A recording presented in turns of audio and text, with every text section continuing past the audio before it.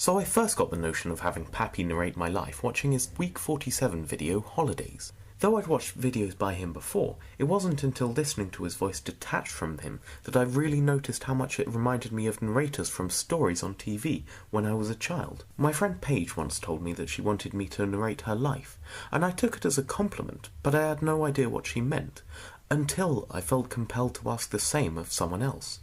It's soothing, isn't it? I could listen to Pappy speak all day. If only I could replace my internal monologue voice with his. I suppose that's what's meant by narrating a life, isn't it? We are constantly narrating our own lives. When I was younger, I would sometimes think in such a manner that I imagined other people writing a book about me, sort of like the movie Stranger Than Fiction. When I went to college and used MySpace and Facebook, my thoughts would take the form of headlines and soon later status updates.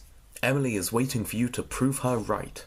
And of course I would think out blogs, essays, letters, tweets and conversations I expected to have.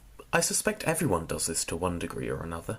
I've always liked to read out loud, and after listening to a bunch of audiobooks, I started to wonder if Scott Brick had the monopoly there, or if there was any possibility for me to get into this too. I could only smile when I saw people encouraging Pappy to get into audiobooks in the comments of his videos. My friend Jethro once commented that I should look into doing voice work for radio. He implied he could see me on NPR, but suggested I start small.